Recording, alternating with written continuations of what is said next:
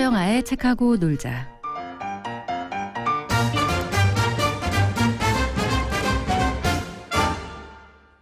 9월 개편과 함께 다시 찾은 토요일 아침에 책하고 놀자. 많은 분들이 반가워해 주셔서 감사드리겠습니다. 저희 프로그램 팟캐스트 서비스 받으실 수 있습니다. 중요한 코너들 무료로 다운받아서 들으실 수 있으니까요. 이것도 많이 이용해 주시기 바랍니다. 자, 1부에서는 책 만드는 김옥민의 어둠의 책방 새 책과 놀자. 2부 내 책 어때요에서 시티 그리너리를 쓰신 최송영 씨와 함께 얘기 나누겠습니다. 그럼 출발하겠습니다.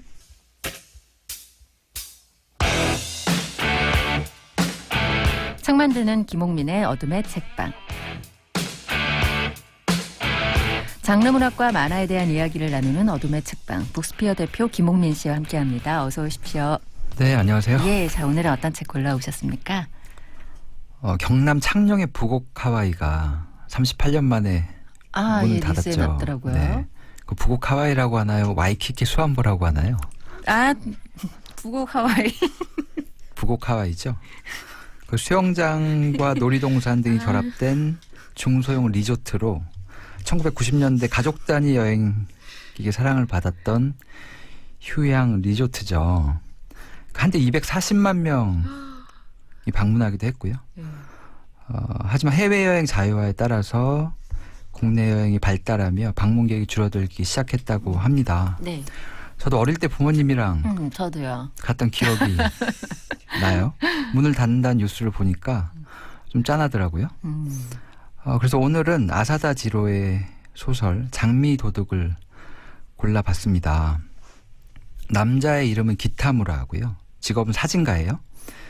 대형 출판사에 입사해서 20년 동안 사진을 찍었고요. 현재는 사진부 부장으로 근무하고 있습니다. 그런데 이번 인사 때 이사로 승진한 동기가 오랜만에 한잔 하자며 그를 술집으로 데려갔던 거예요. 거기서 이사인 동기가 기타무라에게 영업부로 자리를 옮기면 안 되겠느냐. 20년 동안 사진을 찍은 사람에게 앞으로 이제 책을 파는 일을 하라는 거죠. 이건 좀. 네. 그 기타무라가 그 얘기를 듣자마자 정리해고구나. 네.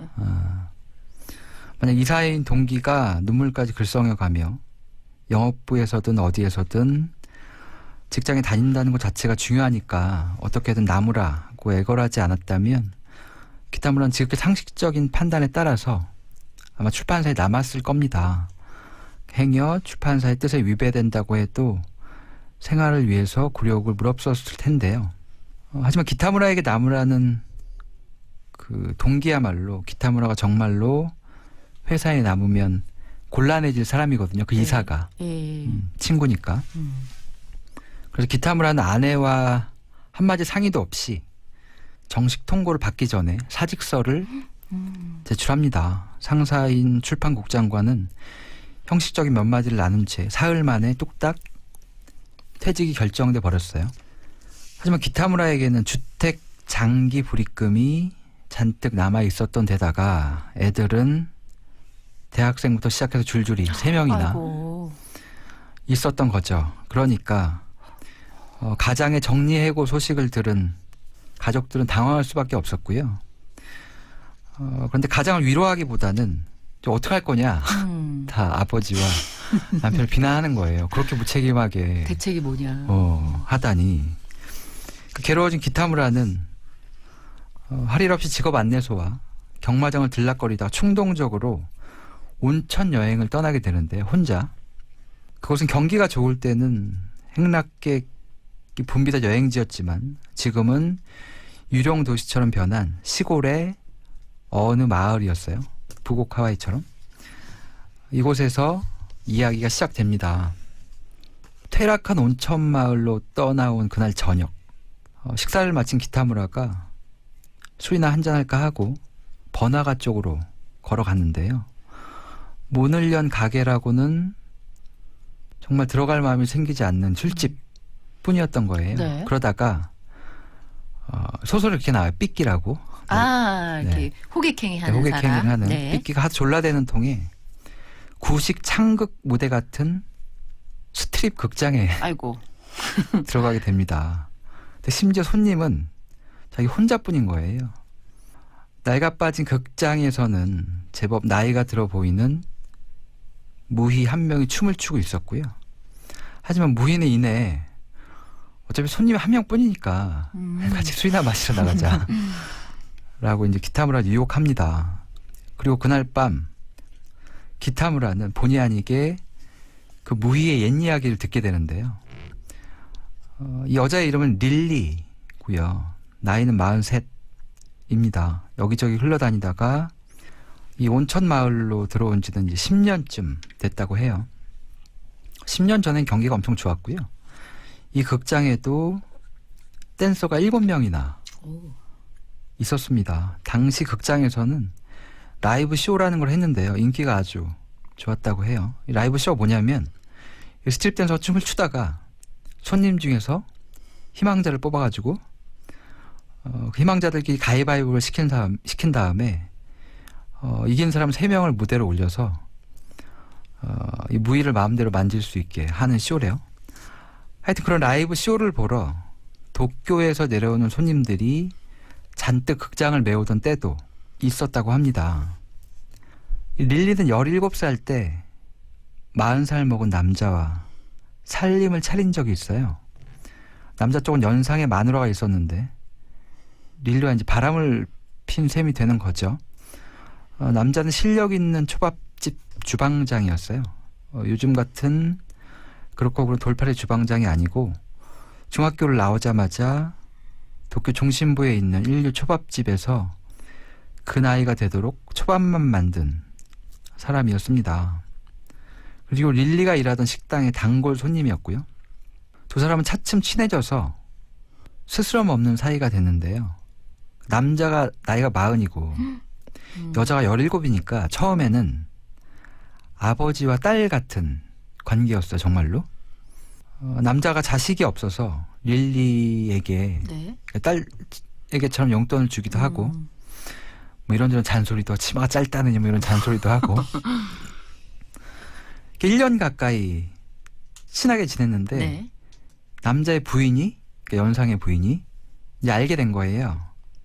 사실은 부인이 알아도 부끄러울 게 하나도 없는 관계였는데 그런 관계라는 걸 믿어주지 않는 겁니다. 부인이. 네. 아니라고 하면 할수록 얘기가 점점 더 이상하게 번져간 거예요. 네. 그래서 결국 남자는 집을 나왔고요. 어디로 가요? 갈 데가 없으니까 릴리가 사는 이런. 집으로. 그러니까 결국 소문이 네. 진짜가 된 거예요. 곧바로 릴리는 임신을 했고요. 남자는 부인을 설득해서 이혼을 합니다. 언젠가 자기 가게를 차리겠다고 한 푼 두 푼 모아온 돈을 통째로 위자료로 부인에게 건넸고요. 7월 칠성날 릴리는 남자를 닮은 사내 아이를 출산해요. 이름은 가즈히코라고 붙였고요. 아들 이름은 부잣집 도련님 같은 이름이라고 남자는 자기가 이름을 지어놓고도 되게 쑥스러워하면서 좋아했다고 합니다. 여기서부터 뻔한 이야기가 좀 전개가 되는데 네. 크리스마스 날 밤의 일이었어요. 남자가 일하던 초밥집의 주인 영감님이 릴리를 찾아온 거예요.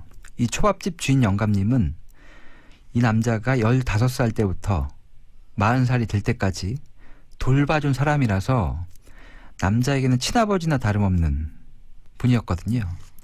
전 부인과 결혼할 때 중매도 섰었고요. 그 주인 영감님이 갑자기 이런 얘기를 하는 거예요. 릴리한테 40 먹은 사내하고 17살 먹은 여자가 끝까지 잘 산다는 건 어차피 불가능하다.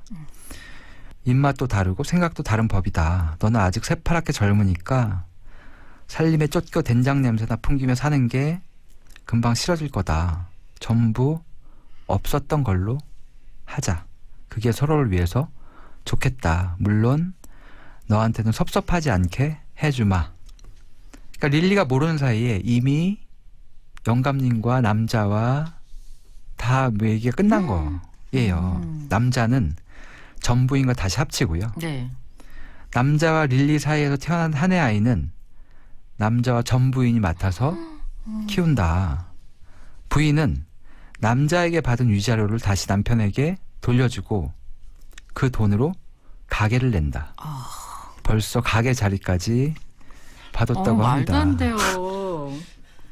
그날 저녁 남자는 아주 늦게 들어와서 릴리에게 용서를 구합니다. 우리가 처음부터 서로 반해서 만난 사이도 아니고 어찌어찌 하다 보니 일이 된 거 아니냐.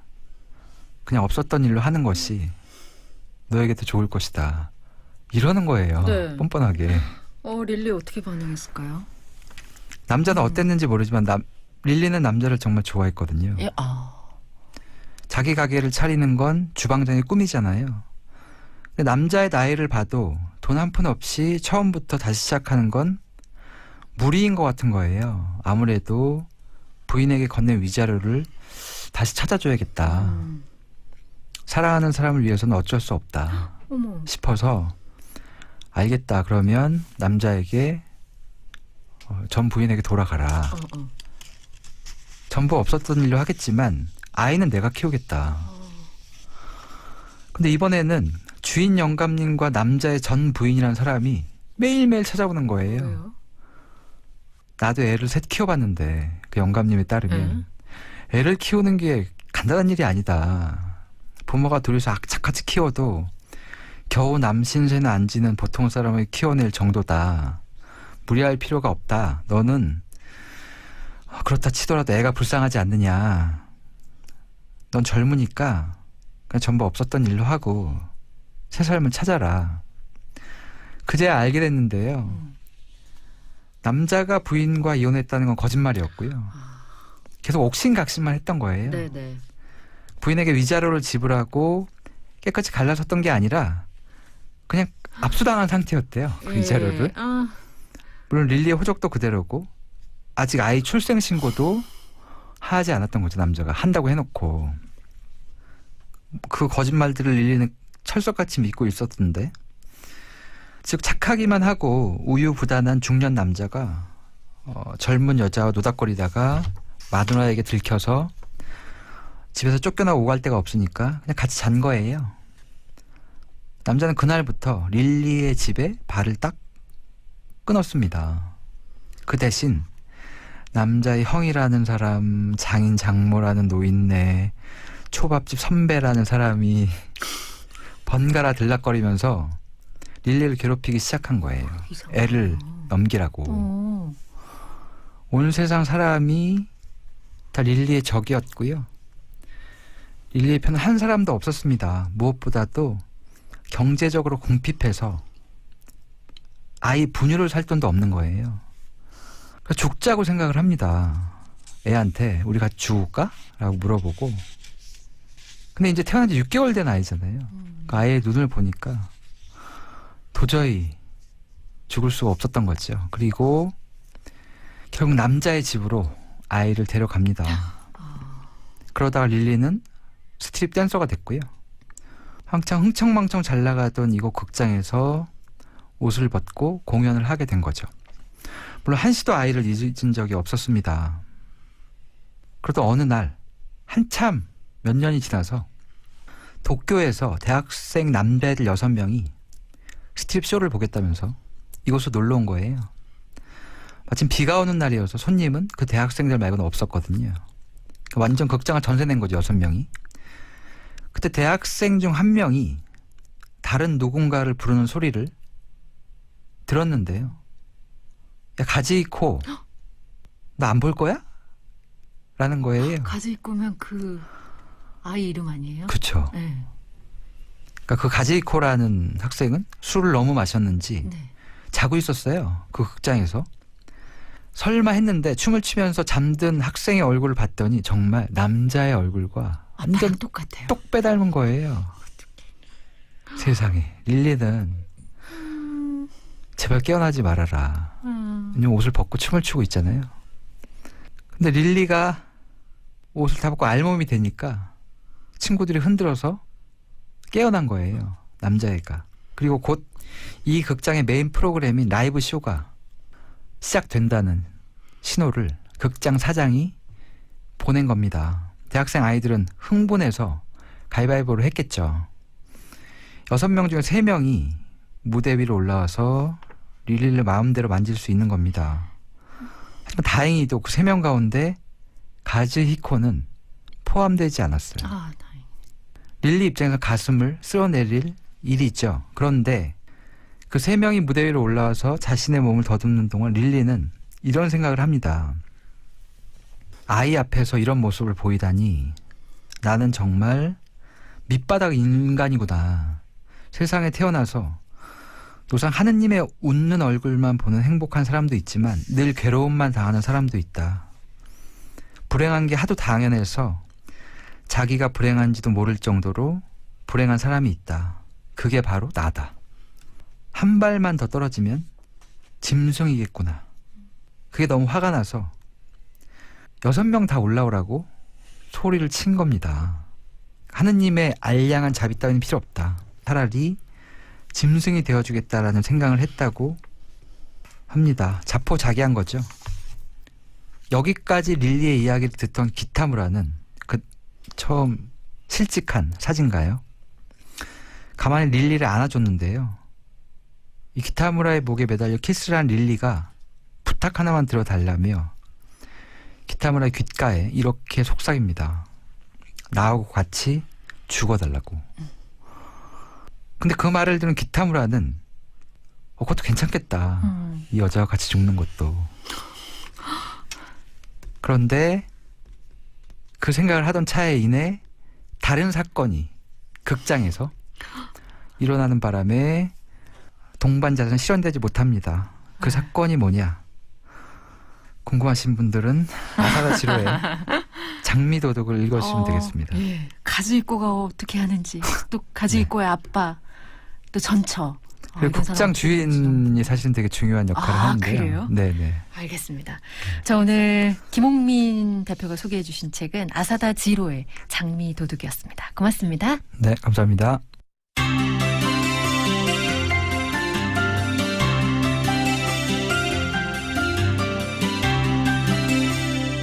책하고 놀자.